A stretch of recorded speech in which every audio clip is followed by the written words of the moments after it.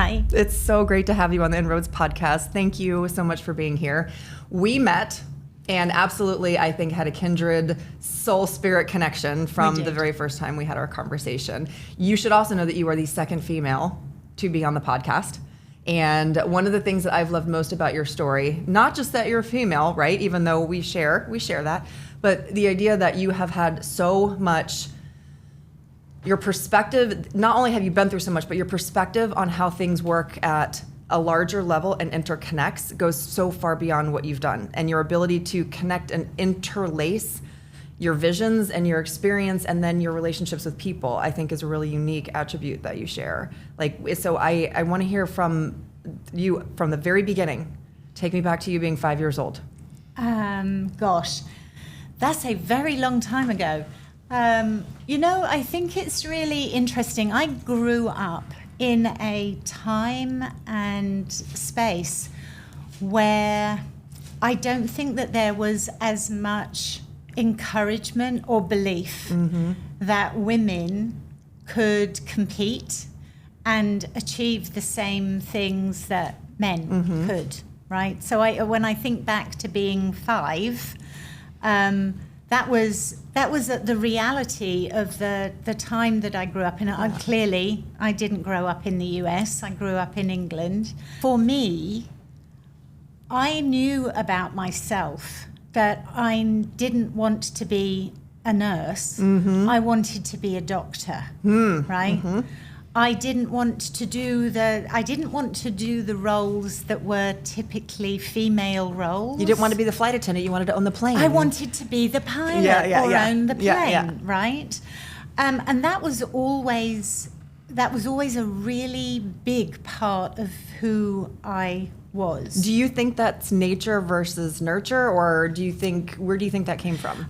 You know what? I think there's definitely a combination of those things. Okay. Because when you think about what we've now come to understand about leadership, right? I think that you can have personal attributes that actually give you the potential for leadership, but you have to learn all of the different attributes, skill sets, and qualities that make a good leader. And you have to cultivate them. You do have to cultivate them. But I do think that there is a piece of somebody's innate qualities that actually create that leadership potential in them. So I think back to being 5, right? And I grew up in an environment where there were 10 houses in this small, close, right, cul-de-sac. And every single one of those families had 2, 3, 4 children. Okay. And we would all come out and play because we had this big area that we could play in. Yeah. And I think back, I was the one that was organizing what we were going to do, and I can see that. I love it. And at the time that I was growing up, right, we got attributed the label of being bossy. Yep. I've been called that quite a few times myself. Yep. Right. Yep. But I actually think back to those times, and it was just because I could see that there was a way to make sure that everybody was involved and that we actually achieved the things that we were going to do. Had no concept at 5 years of age that was how my brain was working. And actually didn't realize it until I was maybe in my late 30s, early 40s, when I had a boss that told me that I was actually quite unique in the fact that I could think systems-wise, so very strategically, connect all of those dots, but actually knew then how to take that and put those into some form of an implementation Turn process. it into action, yes. I just thought everybody did that. Because when you grow up in an environment where there are maybe less expectations of you, you don't necessarily pull all of those things out. Yeah. Does that make sense? It makes total sense. It's where it's the environment that you're in. There's a phrase that I heard once. It's goldfish doesn't know it's in water until it's taken out of water. And so you have this idea that you're in this environment where you're just doing you. You just are who you are. You're being yourself, and you're getting the responses, especially in a small community like that. You're getting certain responses that are reaffirming and almost escalating some of those attributes that you've had and supportive of it. And so you're navigating life, learning that as your character and all of your traits grow. You know what? I have such great gratitude for that guy that actually helped me understand that, because I actually think that it helped me become a better leader. Because by understanding that not everybody thinks that way, it made me understand that there are many times where I have to slow up, just take a few steps backwards to be able to explain what I'm seeing and how I'm thinking, and what I can actually see is the long-term goal of creating these ecosystems, enough for people to be able to connect the dots for themselves, as opposed to me coming in a little bit like a bull in a china shop and just going, no, this is how we're going to do it. That perspective, it's almost like he turned a mirror. He did. You saw yourself. Right. You saw yourself in a different light, in a different way, how others may see you. And when you have that perspective and that paradigm shift, you're able to take that and use it more for your power, right? And use it more for the type of influence and relationships that you want to have. But I think it's so interesting that you say that. I remember somebody told me once the whole lesson about there's A-level potential in players and there's B-level and the C-level, and there's a room for all of them. But in most cases, if you're a hard driver, if you're a leader, if you're moving fast, if you can conceptualize and connect those dots quickly, you have a very high speed cognitive rate of processing through it. If people are not of the same speed, then you will lose them. And you have to and lose all of the value and the benefit and the gifts and strengths that they bring to the table, and to ensure that a project is successful, because you've left them behind, and that sounds awful, and I don't like that terminology, but instead of me just slowing up my pace, right, to ensure that it works for everybody. Yes. And I think that if we don't do that, especially when we are in positions of leadership, we miss out on the enormous value that absolutely everybody brings to the table, because everybody has a different perspective, and a solution is always better when you are looking at the problem, the situation, whatever that is, from as many different perspectives as possible. Yes, the analogy is, if you were sitting on that side, which you are, and I'm on this side, if we were to describe how this table looks, it's the same table, but we see it completely differently, yet our mind share comes together to still come to the same table at the end, right? Correct. It's like that lovely cartoon. Have you seen that? Where two people are standing on opposite sides of a square, and depending on which side it is, you're looking at a 6 and I'm looking at a 9. Yep. Right? And it is that simple. That unless you actually create the space for all of those conversations to happen, and to be able to say, okay, let me describe what I'm seeing. Now you describe what it is that you're seeing, or where you are in this journey. Then now let's see, how do we make that move forward? So how would you define, and I want to get back to your career trajectory and who you are as somebody growing into yourself, but how do you define leadership while we're on that topic? So that's a really, really interesting question. And I was in a meeting the other day where there was a lot of conversation around what is a leader. I believe that leadership is actually about influence. I don't believe that leadership is power or authority or whatever. Title or anything like that. No. I really do think that it is about being able to influence people with the visions that you have for forward momentum, for progress, for seeing the vision of something that's not yet reality, but being able to paint a picture sufficiently that people can see it, but then they also know that you're there to be able to support and encourage and provide the resources. You know, I've always said in my leadership positions that people don't work for me. Yeah. I work for them. Mm-hmm. Because if I'm doing my job appropriately, my job is to remove the barriers that stop people from doing their job really well or progressing or growing or whatever, and being able to understand the resources and the support and everything else that they need to be able to achieve their goals. And I think about your word influence, because what they need to be able to do that is not only systematically removing barriers, but it's also real true risks and constraints. It's also them getting in their own way. Yeah. It's also helping enable them to be their truest potential, most authentic self. And when you can do all of that through influence, and it takes a certain depth of person to be able to do that, because you have to be connected to many different ways and see all the vision from different perspectives. And so I like that, yeah. And being able to, you know, I think so much of being a good leader is also understanding, you know,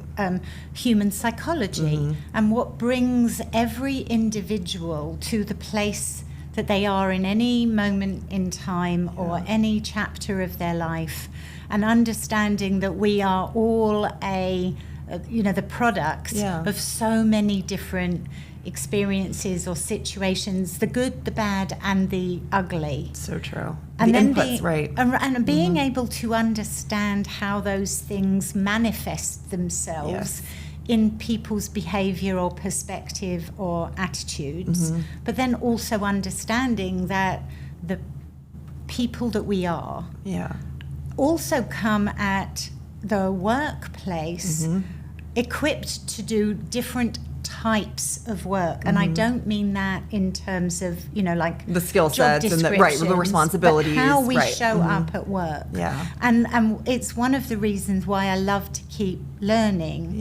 You know, Patrick Lencioni has just come out with a whole new understanding about like 6 different roles within a work environment and within a team, and being able to understand that actually for a team to work really well, an organization to work really well, you need people in each one of those roles. Yes. Right? It's so funny because I don't want to take it down a rabbit hole here, but just to touch on it really quick, I had a conversation at private equity and M&A conference this week, and they were talking about the leadership team and the construct of it. And you know, that's what our company does. We focus on not just the leadership team and their attributes, but how do they interwork together. And we've got this platform, this scoring mechanism to be able to say, here's their predictability for success today, and here's their predictability 2 years from now when you want to flip, sell, whatever.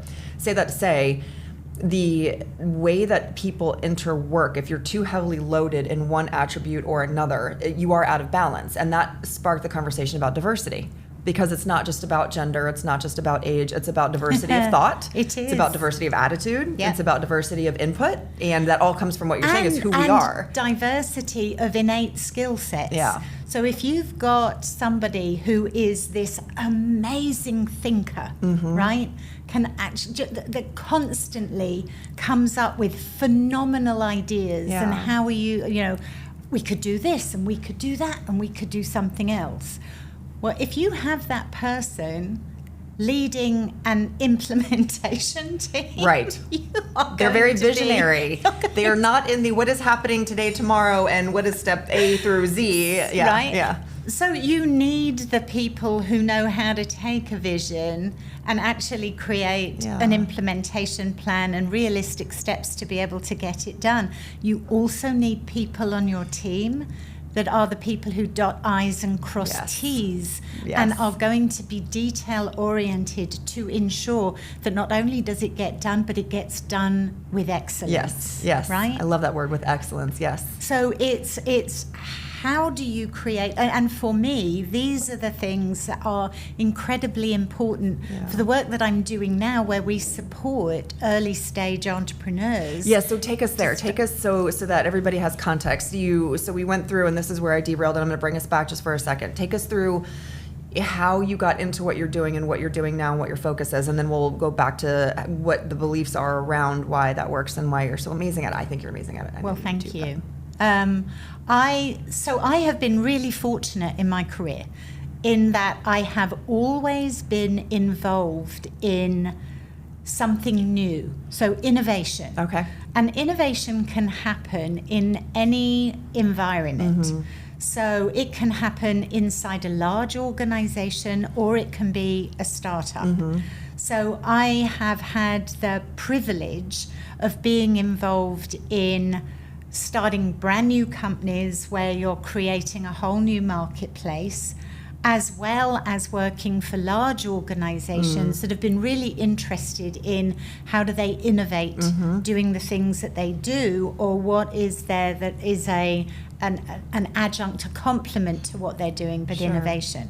So throughout my career, whether it has been entrepreneurial or intrapreneurial or really focused on that innovation, it is what I have always done.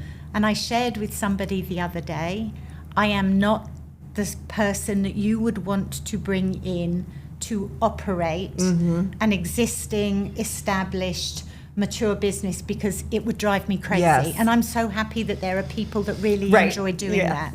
But for me, I like to be able to be there at the beginning. I love to be able to help create the right infrastructure and the right processes that make people really effective. So I've been a consultant. I've been able to help people do that as well. And for me, it's a really simple process and equation. People, processes, and then the systems that you need to use to ensure that both the people and the processes work together as efficiently and effectively as possible. So to me, technology, I love technology, but technology is the tool that actually helps people do the things. So it could be as easy as our iPhones, right? It is actually a tool that makes us more effective with the processes that we have that live our lives, right? So you can put all of those things in place. And I've loved all of the things that I've done, and I've worked in all sorts of different industry verticals. I've done it for huge organizations, big global names, down to really small startup organizations. And every one of those aspects has its challenges, but it's all really exciting. And the reason that I'm doing what I'm doing now is that we're at a point in our history, in our evolution, that we now have a support system, an ecosystem with all sorts of players in it that can support early stage entrepreneurs with all of the things to be able to make them successful, things that I didn't have, right? So I started a tech business back in 2006, and the ecosystem we have today here in Central Florida did not exist. It just wasn't there. So I want to ensure that entrepreneurs know what is available to them, have easy access to the resources and the support and the opportunity to learn how to establish their businesses successfully. Because, you know, right now the data shows that only 37% of tech startups make it past 5 years. That's a really, really scary statistic. So if we can actually put a support ecosystem together that can incubate it in a way. That can double that chance of success. I mean, how fantastic would that be for everybody? Because our entrepreneurial startups have the opportunity to grow into larger, scalable, really successful businesses that drive high-paying jobs. They add to the economic development of our area, and they create broader-based prosperity for everybody. So why wouldn't we want them to be as successful as possible? And that, the entrepreneurial journey is a really tough one. Yeah. You know, my thought and my encouragement to all entrepreneurs is really seek out the help that you need. Okay. Right? To be able You're answering one of the last questions I have, so that's it. No, that's I like fine. it. That's what I just want to underscore it. That's what your advice. We'll get there, but do not believe that you can actually do this journey alone. It is really tough. Yeah. And like we said earlier, if you are not encouraging and seeking out all of those different perspectives and the right perspectives to be able to help you, you are not going to be as successful as you could be. Yeah, I love that, because that's a potential-oriented statement where people might not see, they might have dreams and visions, but they might not know their true actual potential until they get that sphere around them helping them turn the mirror in the same way that somebody was able to do for you, and then they can visualize it and have that vision from a different perspective. One of the things that I love that you brought up now, and it's also one of the reasons that I was so impressed with you in our patio meeting once upon a time, we were first getting to know each other, was how I asked you, I love your connection to tech, I love your connection to entrepreneurship, but I was surprised Orlando, because I wouldn't normally think about Orlando for that. And we had this big conversation about Orlando as a city, and your vision and view immediately went to this much larger state of how everything interconnects and what the larger impact was. And you just brought that up also, which shows and demonstrates your systematic thinking in a way that does create action, because you're a part of many boards now and many different associations, along with the company that you're driving all this entrepreneurial work with. You're doing so much to be able to connect those dots and actually make a difference. So you are walking the walk of taking everything that you believe in and taking it into an actionable state that makes a difference in the community as a whole.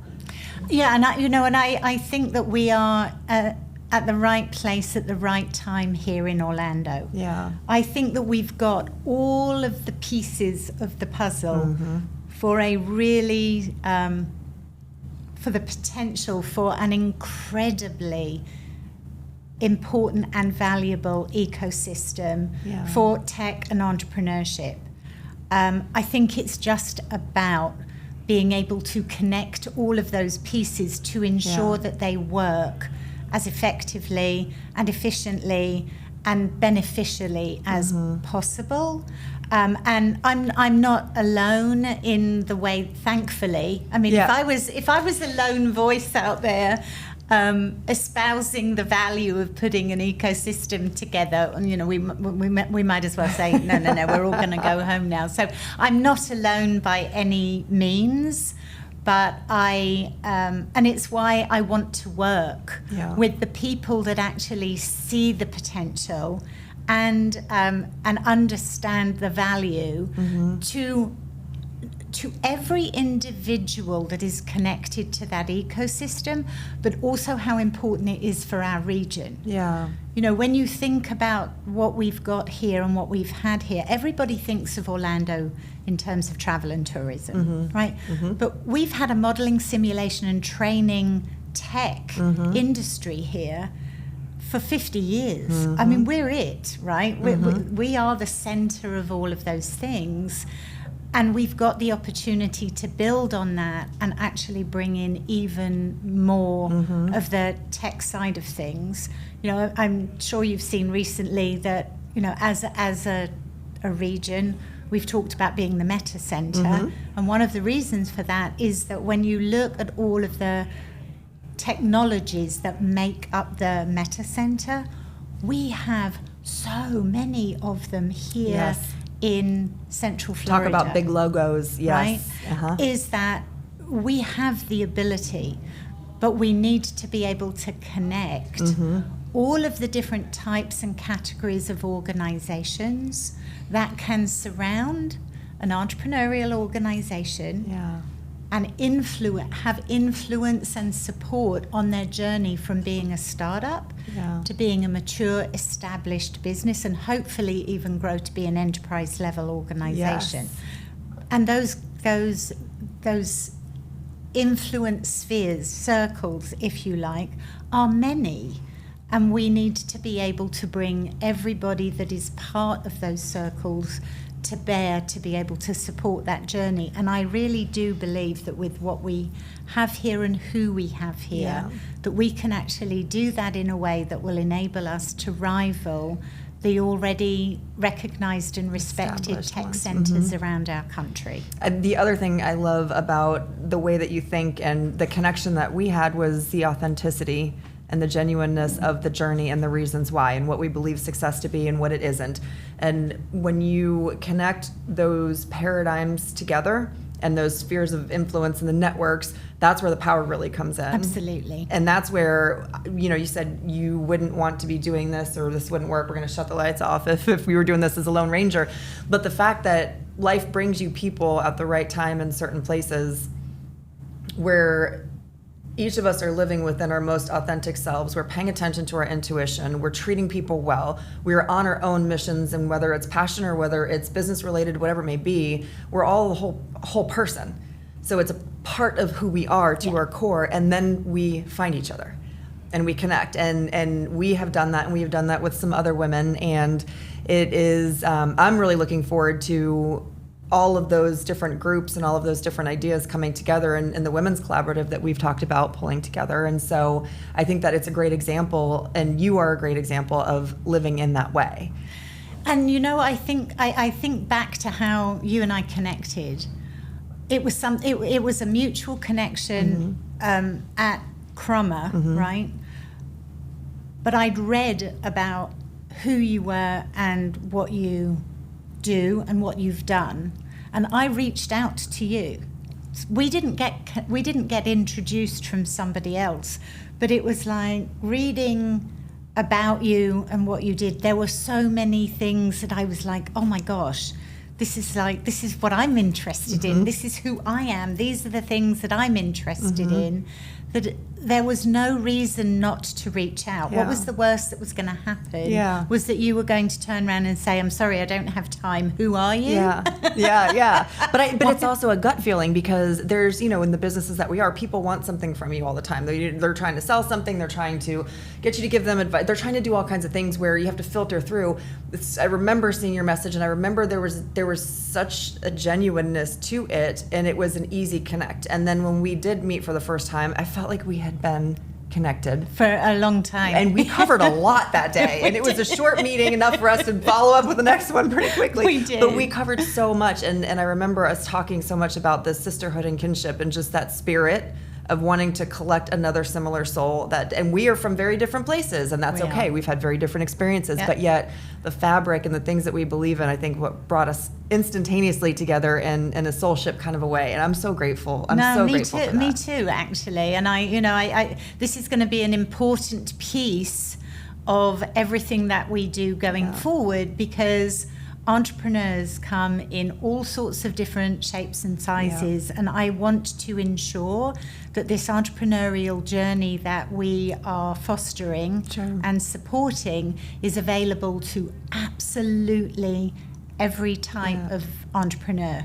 I love seeing the women founders that come through our programs. I love to see the fact that our founders represent every conceivable diverse group within our population. And I think that's also what makes Orlando so special. We are an unbelievably diverse community. And therefore we've got the opportunity to really help people through this process. And what I'm hoping is that as we build this ecosystem, it is going to encourage people from all over to realize that there is something very special here. That they can come and start their dream of a tech startup, and they are going to have people who genuinely care about who they are and the success of their journey in business. Lock arms with them. Absolutely. And the entrepreneurial journey, it seems like it can be a lonely one. I had a mentor tell me when I went into starting mine that, it might not work for you because you love working with a team and operating within a team and leading a team. And I took that under advisement, but what I found is taking the leap, first it was really lonely.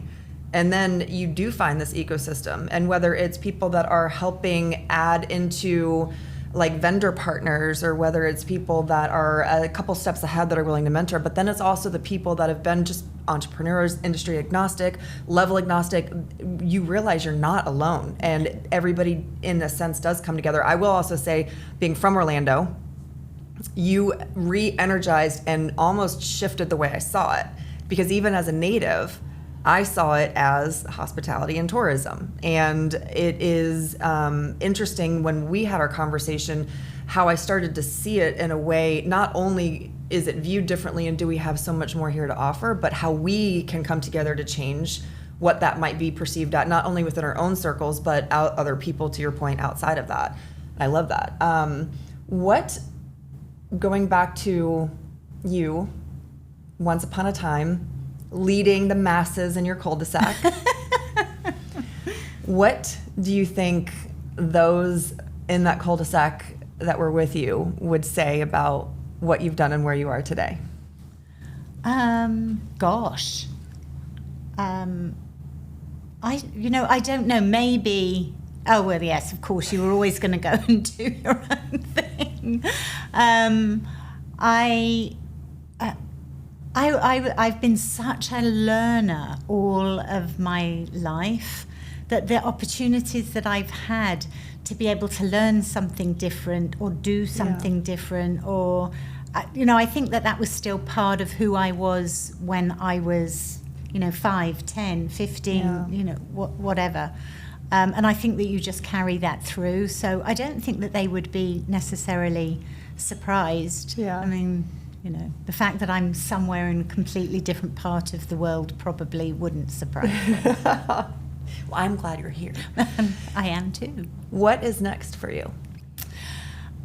Really, it's working on two things, right?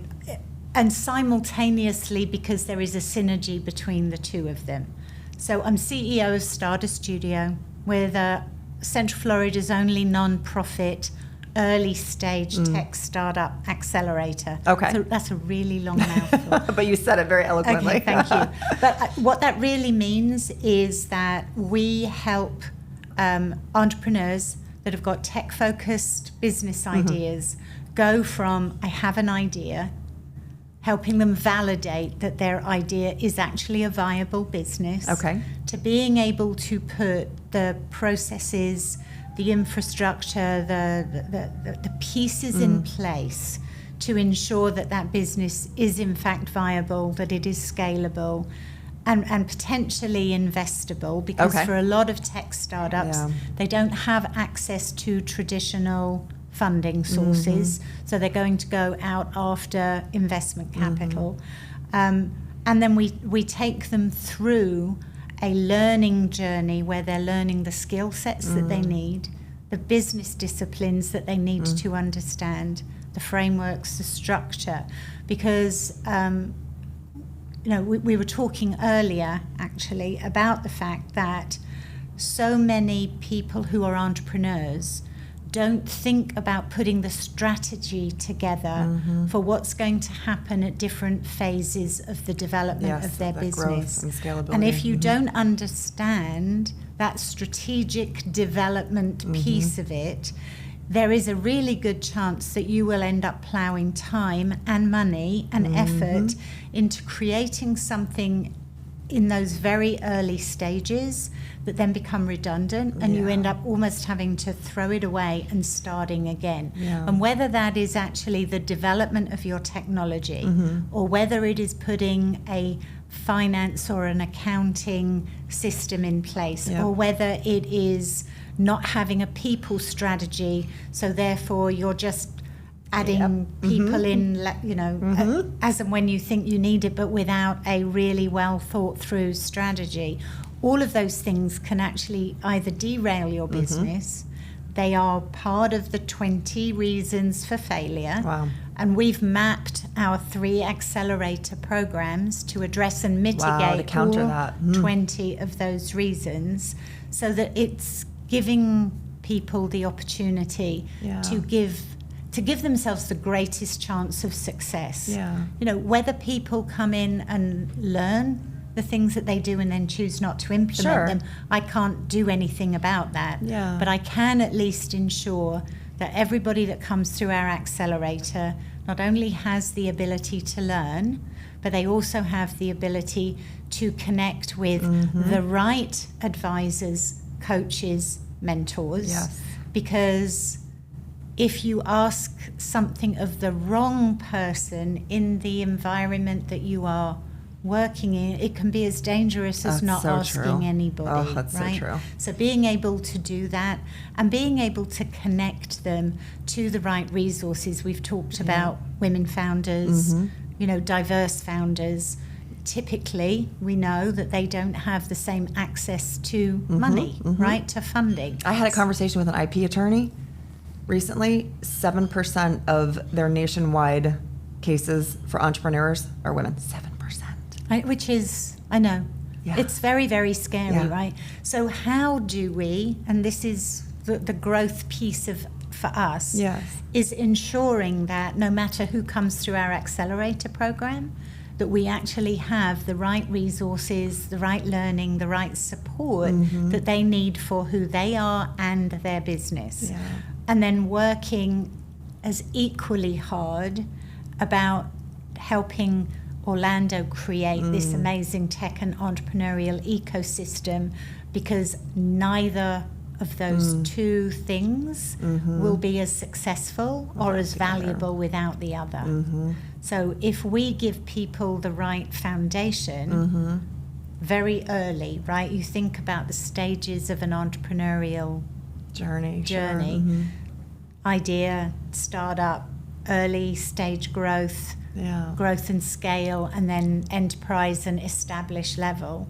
If I'm only dealing with those first two, I need to be confident that anybody that graduates out of our accelerator has the ability to move into as equally supportive and well-resourced ecosystem for the other stages of their journey. The community in that case would be ready to catch them. Yeah, well, and not even just catch them, but that it's a really seamless, joined-up journey, so that it's almost like a warm handoff, because it just works, right? Because those connections have already been created, because we've done a really good job of mapping out the ecosystem and then ensuring that all of those threads, right? You think about like a neurological system, right? It's all connected.